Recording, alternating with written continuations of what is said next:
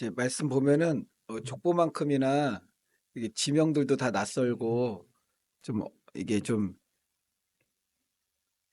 이제 성경으로 보면 좀 어려울 부분일 수도 있는데 제가 보면서 이런 생각을 해 봤어요. 지금부터 서울시 땅을 나누겠습니다. 뭐 우리 뭐 김 지사님한테 분배받을 땅은 관악구, 서초구, 동작구, 관악구에서는 서울대 입구까지, 서초구에서는 교대역까지 그 지역은 이제 김 집사님 영원한 기업으로 가는 겁니다. 그러면은 다 이게 막 긴장하지 않겠습니까? 이때 땅 분배할 때 각 지파들마다 눈이 막 초롱초롱했을 거예요. 야, 우리가 7년 동안 정복 전쟁을 했는데 우리 땅은 어디냐 이제 어디부터 어디까지가 우리 땅이냐 막 그런 기대 약속이잖아요. 그게 또 열매이기도 하고. 근데 1절부터 이제 9절 보게 되면은 시므온 지파가 있잖아요. 시므온 지파가 있는데 시므온 지파는 땅을 분배를 못 받습니다. 어, 받기는 받는데 어떤 땅이었냐면은 이제 어디부터 어디 지경까지가 너희들 땅이다라고 그런 것이 아니라 유다 지파가 땅을 많이 받았잖아요. 므낫세, 에브라임, 유다 지파가 아마 두 번째로 큰 땅을 받았을 거예요. 땅을 받았는데 시므온 지파는 유다의 많은 땅 중에서 일부를 시므온 너희 땅으로 해라. 이렇게 기업으로 받았습니다. 이렇게 기업으로 시므온이 독자적으로 영역을 분배받지 못하고 유다 지파 남쪽 경계 한 부분을 그냥 기업으로 받습니다.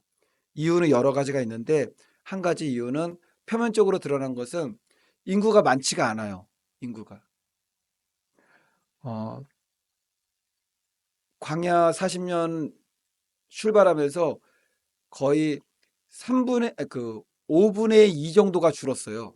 그러니까 5명 중이면은 한 3명밖에 안 남았어요. 광야 생활 다 끝나고 이제 땅 분배받을 지경에 이르렀을 때는 인구가 줄게 됩니다. 줄었던 이유는 시므온 지파가 저질렀던 그 죄악 때문에 그래요. 어떤 죄악을 저질렀냐면은 어, 그 디나 그 사건 있지 않습니까? 레위하고 같이 그 세겜 족속 너희들이 할례 받은 우리와 결혼하게 된다 그렇게 해놓고서 다 이게 도륙하고 그런 일들이 있었어요. 그때 한번 크게 죄를 저질렀고 이게 몇 군데 나와요. 시므온 지파가 하나님 앞에 정말 씻을 수 없는 큰 죄를 저질렀던 거. 그러니까 죄로 말미암아 그렇게 된 거죠. 근데 거슬러 올라가게 되면은 한 지파가 죄를 저질렀던 것도 아니에요. 그러니까 시므온이었죠. 야곱의 12아들 중에서 레위, 시므온 이제 그때는 뭐 대표적인 이름들이었으니까는 그들이 죄를 졌는데 시간이 오래 지난 후에 한 지파에 대해서 이런 그 죄악의 결과들이 오게 되었다라는 거죠. 그러니까 우리의 죄라는 것이 나 한 사람으로 짓고 이제 끝나는 그 부분도 분명히 있지만 나 한 사람 그리고 한 사람으로 말미암아 가정 뭐 더 나아가서 점점 넓어질 수가 있는 거죠. 나라, 민족, 국가까지도 엄청난 어려움 가운데 거할 수도 있다라는 겁니다. 이거는 이제 시므온 지파 입장에서 봤을 때고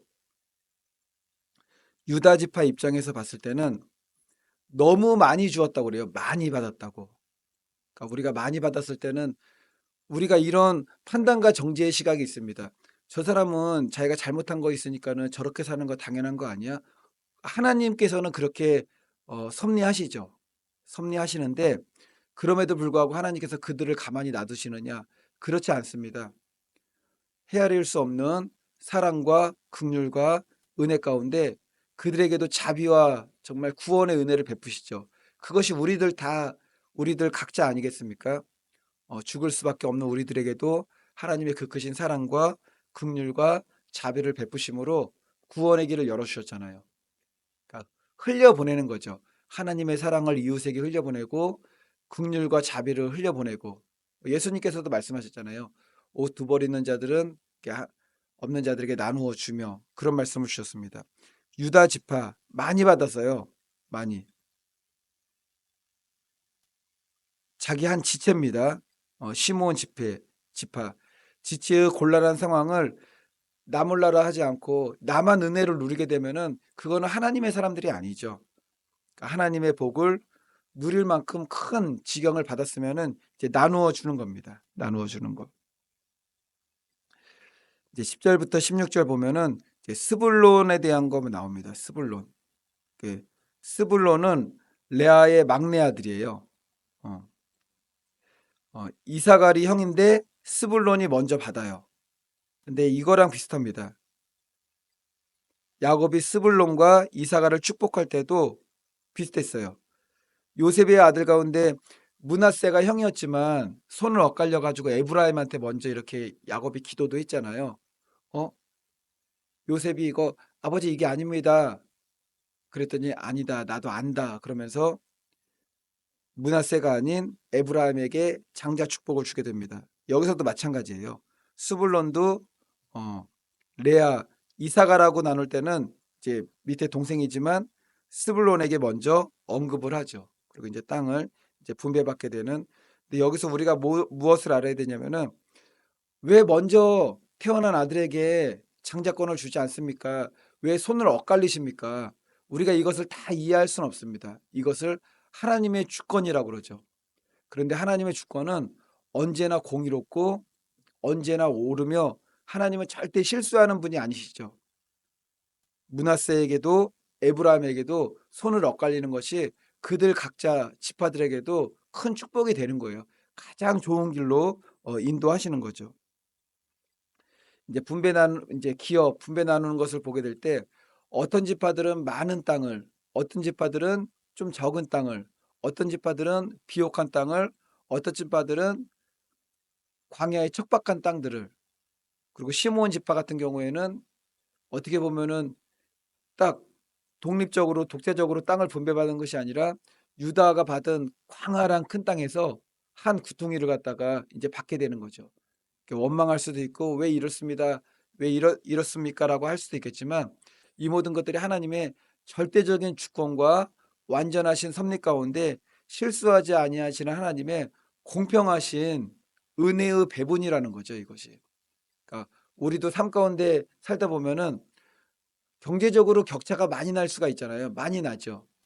하나님, 우리는 왜 이럽니까? 우리는 왜 하나님이 뜻대로 살려고 그러는데 이렇게 좀 어려움을 당하기도 하고 그들은 저들은 하나님을 아예 알지도 못하고 정말 세상에서 온갖 부정과 부패를 다 저지르면서 정말 죄악 가운데 거하는데도 어떻게 저렇게 풍성한 것을 누릴 수가 있겠습니까? 우리가 다 이해할 수는 없습니다. 그러나 그것도 하나님의 절대 주권 가운데 공의롭고 실수하지 않는 하나님, 공의는 그거잖아요. 온전하고 이게 공평한 거죠. 공평하신 하나님이세요. 결국 의인은 영원한 궁극적인 하나님의 영광 안으로 들어가게 될 것이고 악인들은 멸망하게 될 것입니다. 우리 이 땅에서의 삶이 우리가 살으니까는 전부인 것 같지만 이게 길지가 않아요. 정말 짧은 알파와 오메가 영원 전부터 영원 후 영원 후라는 걸 모르겠어요. 영원토록 있잖아요. 거기에 비하면은 우리에게 주어진 이 짧은 삶 동안에 하나님을 경외할 수 있는 은혜를 베푸시고 하나님을 사모하며 하나님을 예배할 수 있는 그리고 하나님 말씀대로 살아갈 수 있는 그 길을 갈 수 있다라는 것은 이거는 너무나 큰 은혜죠. 우리는 다 이렇게 죄악 가운데 죽을 수밖에 없었는데 이제 10절부터 또 23절 보면은 스불론 지파 스불론이 어, 영토가 굉장히 작아요. 그냥 아주 작습니다. 작은데 작은 거에 비해서 굉장히 비옥해요. 굉장히 비옥하고 좋은 땅입니다. 그래서 12성읍을 이제 분배받게 되었고 이사갈 지파, 이사갈 지파도 어, 스불론처럼 위에 나온 스불론처럼 이제 농경지 같은 그 땅을 분배받고 또 무용로가 되는 그런 땅을 분배받고 지파들에게 주신 또 은사가 있을 텐데 그 은사에 맞게 땅의 크기도 결정된 거고 그 위치도 다 결정이 된 거예요. 하나님이 온전히 공평하게 그것을 다 나누신 거죠. 그리고 나머지 이제 땅들도 이렇게 분배를 받게 되고 마지막으로는 누가 기업을 받느냐면은 어, 이 땅 분배 기업의 시작은 갈렙 이야기부터예요. 그런데 여호수아의 기업을 끝으로 이제 땅 분배받는 것이 이제 정리가 되는 거죠. 너무 멋있지 않습니까? 여호수아 갈렙. 그리고 갈렙도 보니까는 가만히 있지 않았고 자기의 기업을 요구하잖아요. 저산지를 내게 주소서. 마지막 여호수아도 땅 분배받을 때 가만히 있지 않았습니다. 어, 요구한 땅을 분배받게 돼요. 하나님이 주신 거죠. 요구한 땅을. 우리도 그런 믿음의 유산들이 있으면은 하나님 앞에 너무나 감사한 거죠. 하나님, 어, 히스기야가 한번 이제 그런 얘기를 하잖아요. 내가 하나님 앞에 이 땅에 살 때 충성했던 것을 기억하여 주옵소서.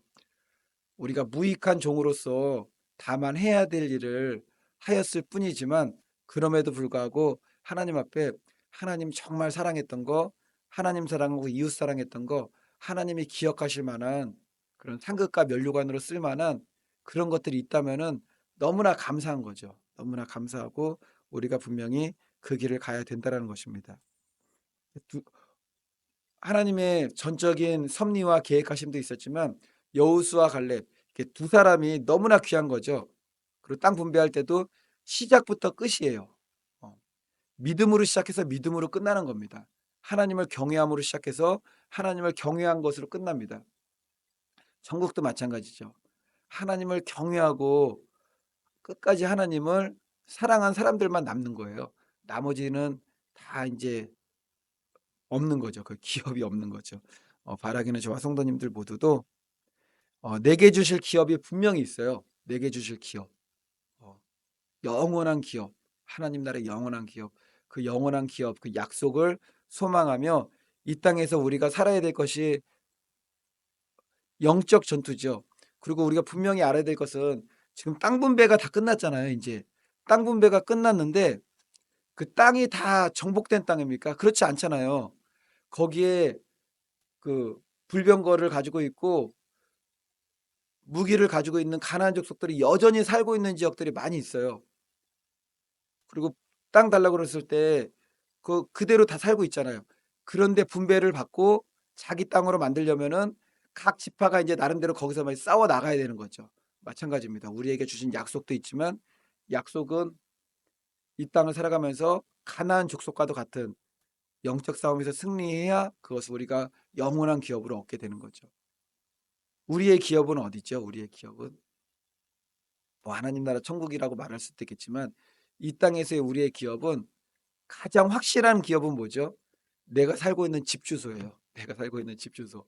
거기에 정복해야 될 일들이 많아요. 어, 기도로 정복하고 믿음으로 정복하고 사랑으로 정복하고 끝까지 인내해서 정복해서 결국 나의 기업으로 만들어야 되는 거죠.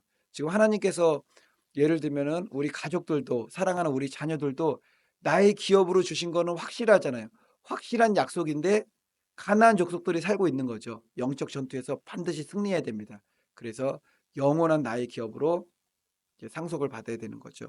그런 믿음으로 이 땅에서도 힘들고 어렵지만 그럼에도 불구하고 하나님의 약속 믿고 소망과 항상 감사하고 기뻐하며 기도함으로 승리하시는 저와 우리 성도님들 되시기를 예수님의 이름으로 축원을 드리겠습니다.